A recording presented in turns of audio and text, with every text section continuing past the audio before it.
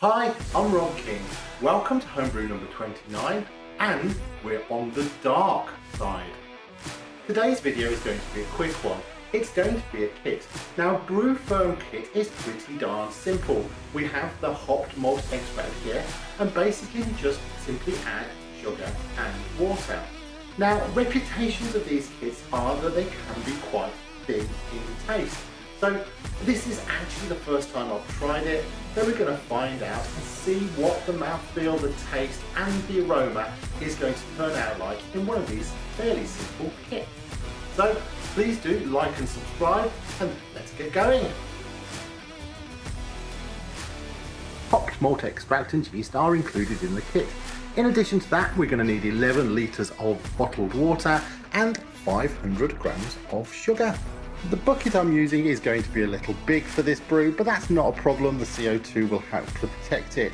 But step one is going to be the usual sanitised bucket, lid, paddle and any other paraphernalia used throughout the first stage of this brew.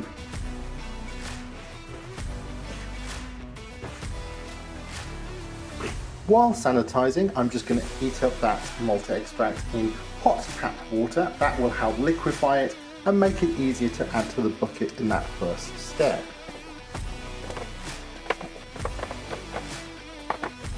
Right, put that back in some hot water, just got that liquefaction hopefully.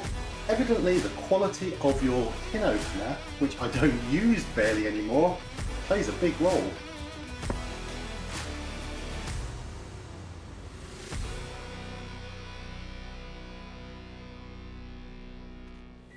This is 1 litre of bottled water. I've warmed it up in the microwave, 3 minutes, took it up to about 45 degrees, just to try and get as much as we can out of the can.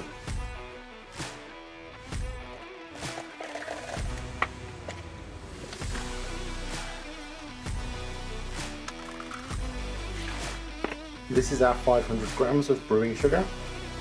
This is 2 litres of warmed bottled water. 7 minutes in the microwave got out to 47 degrees, into which we're going to dissolve the sugar. Brewing sugar is very fine, it does dissolve very easily.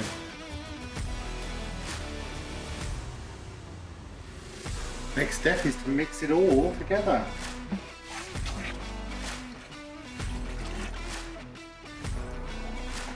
Oh, the aroma is fab. That does seem to have mixed pretty well. 3 litres of water left in here, so we'll start topping up the extra 8 litres.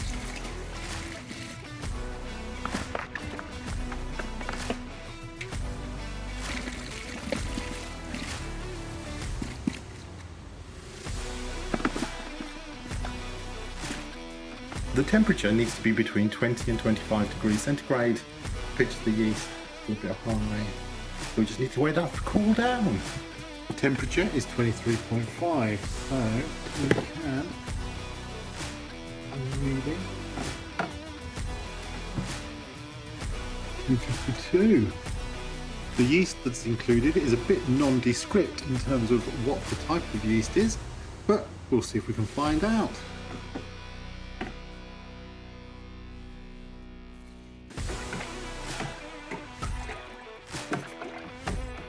This is all going to go in the ferminator. So I've sanitised the probe, and I'm just going to leave that going through the hole there. I'm going to hold that in place and we'll put in the airlock.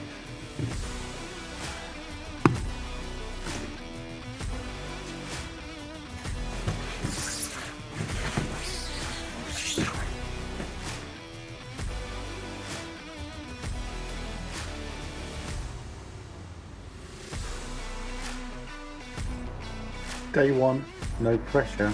It's a big bucket. Temperature from the fermentation itself is higher inside the bucket. Day 2.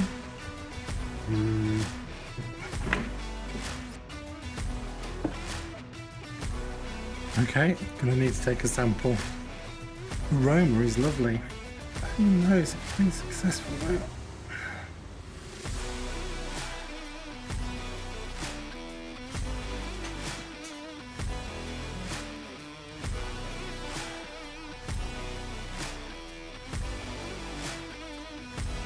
There's 10 litres in here, and we've got 1 litre in another bucket. We just need to check that gravity.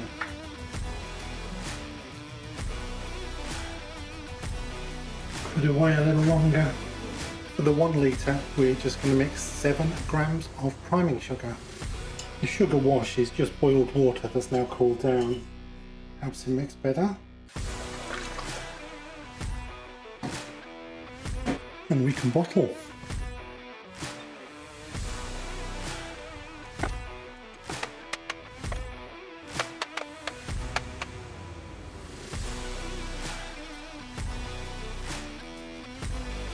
It's a bit warmer indoors. We'll see how it gets on in here.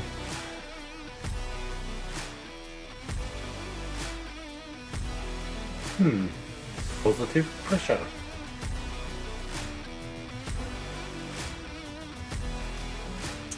It's been 2 days. It does not seem like there's been much activity in here, but we are going to take a reading and see.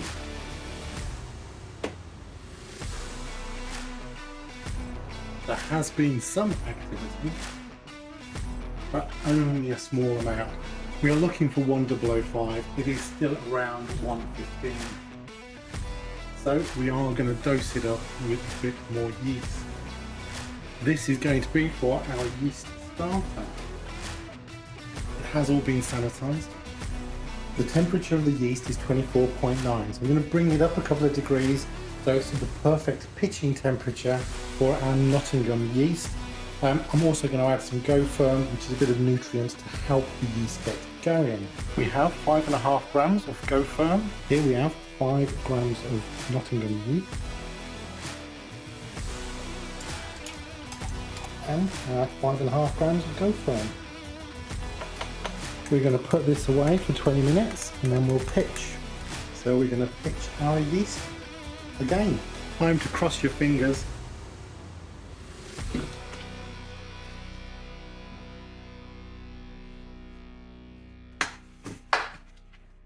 Currently, no pressure in the bubbler. We'll see if something happens. The smallest amount of fermentation. Comparatively speaking, this is speeding up. There is just a tiny amount of pressure still in there, but I think this is now concluded. We need to take a measurement later. What gravity have we got to? There has been some activity.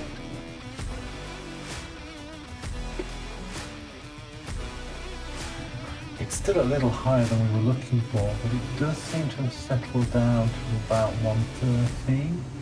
I'm going to leave it another day and see if it stays at that for 48 hours, and then we'll bottle.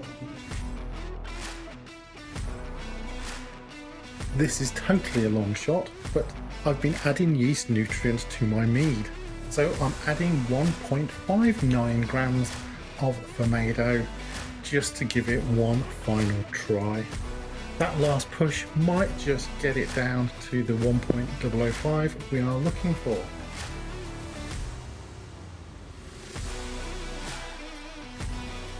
Just had to sanitize my spoon.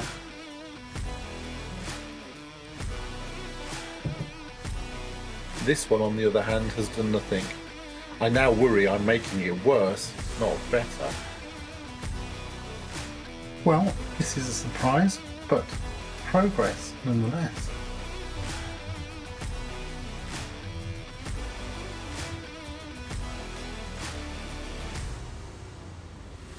I'm assuming 9 litres, therefore at 7 grams per litre, this is 61 grams. I'm going to transfer from here into here for bottling, so I'm going to add the sugar wash to here. This has all been sanitised. The sugar will mix in nicely as it transfers to the siphon.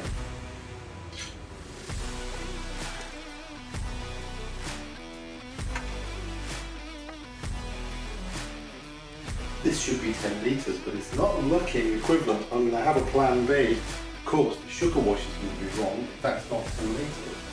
Ah! Nothing's ever simple.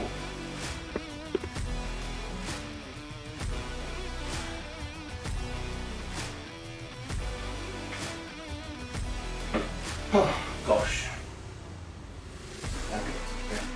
Right, fair amount of sludge there in the bottom. That does suggest fermentation did continue. Mind you, I suppose I did also add the additional yeast and the additional nutrient. It's improved a little, not quite there, but has improved. So we finished final gravity and 12. Everything's washed, sanitized, bucket's big enough. We're going down. So let's take that end bit off there.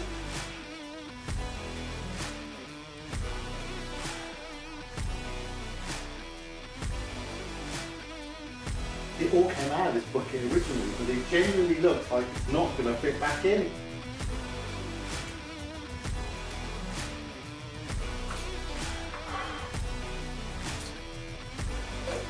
Well, it'll fit now.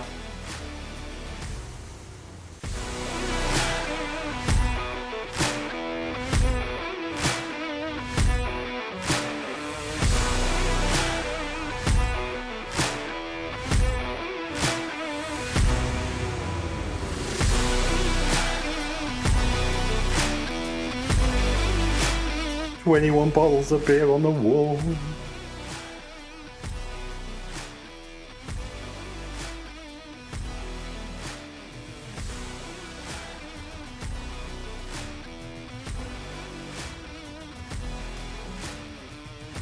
Here we are then, the English Porter. It's been 6 weeks maturing. Time to try it out.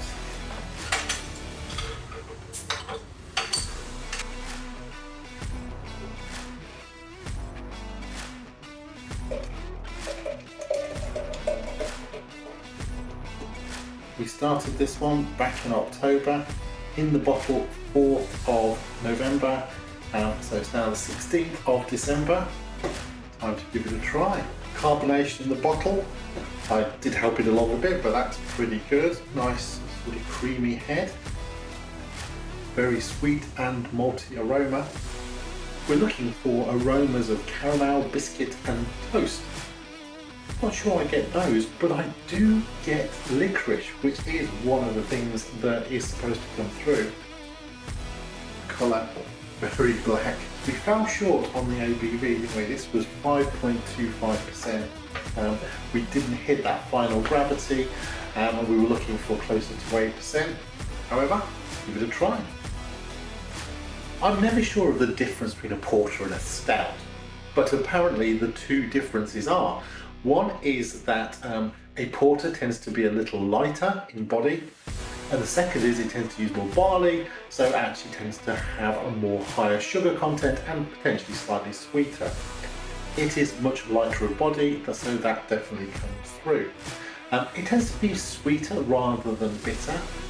This tends to be no hop character, and that's certainly true. There's no aroma of hops coming through at all. And there can be a little bitterness from the hops that you get. We do get that. I'm not getting the sweetness that you would perhaps have anticipated, but I am getting a little bit more of that bitterness. Whether it's a porter or a stout, it tastes good either way. Happy homebrewing, everybody. Please like and subscribe. Cheers.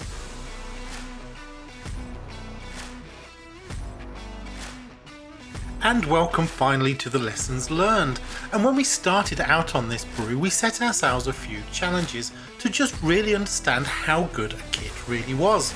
So we're going to go through the good, the bad and the ugly of the porter kit. I'm going to need a drink for this.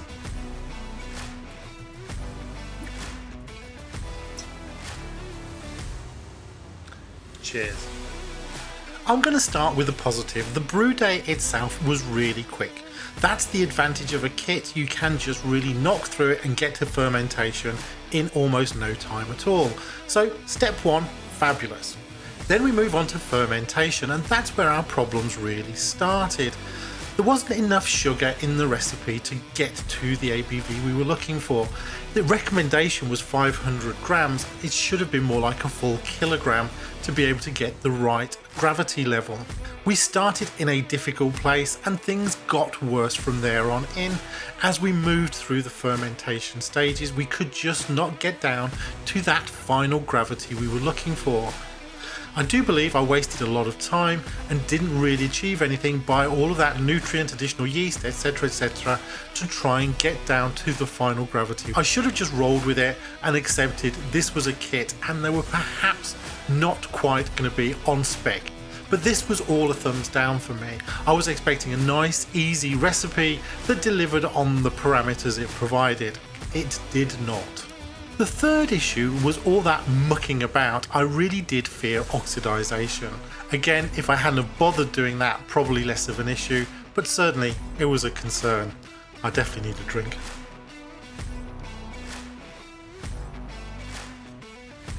It's still too bitter. It didn't quite reach that level of sweetness we were looking for, and with time, I think it's got worse, not better.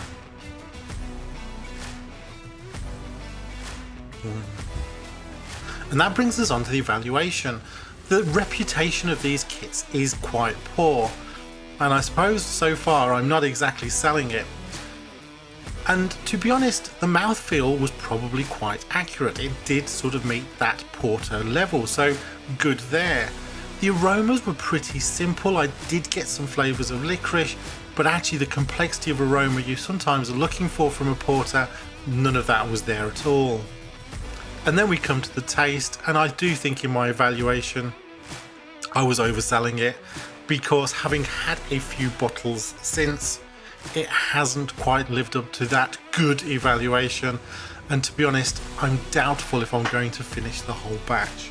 However, the level of carbonation was spot on. Look for a silver lining in everything you do. Also on the topic of fermentation is temperature control, which did not go smoothly in the Ferminator. Now, this was a problem of not reading the manual, or RTFM, and effectively what I should have done was attach the probe to the side of the container, and that would have allowed the temperature control to be more accurate. As it happened, the temperature was up and down, and really did not manage to maintain a stable temperature throughout. I eventually moved it indoors to try and correct that problem, but effectively I think some of the damage may have been done up front with temperature control.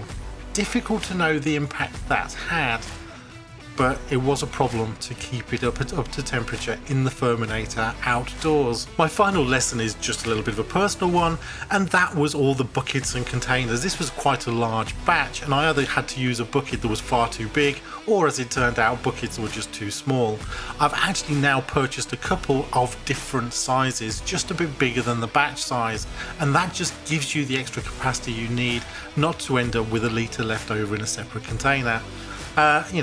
Oh well, it wasn't a complete disaster, but it was a bit of a pain in the neck trying to sort it all out. And I'm going to leave it there for the lessons learned. I hope you have enjoyed the latest escapades with this kit. It was a bit of a shame. I thought this was going to be a quick and easy one, and it wasn't quick, it wasn't easy, and the end result wasn't quite what I was looking for. But, I gave it a try. Happy homebrewing, everyone. Cheers.